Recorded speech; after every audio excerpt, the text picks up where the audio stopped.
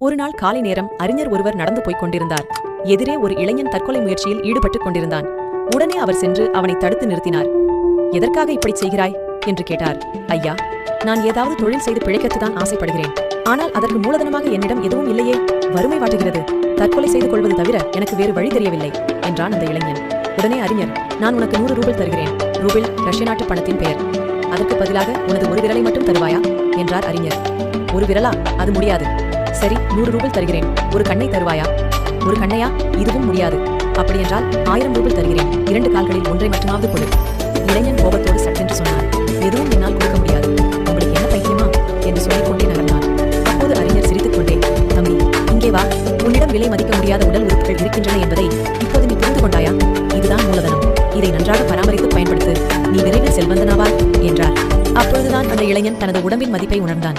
மூலதனத்தை அறிந்து கொண்டு வாழ்பவன் புத்திசாலி.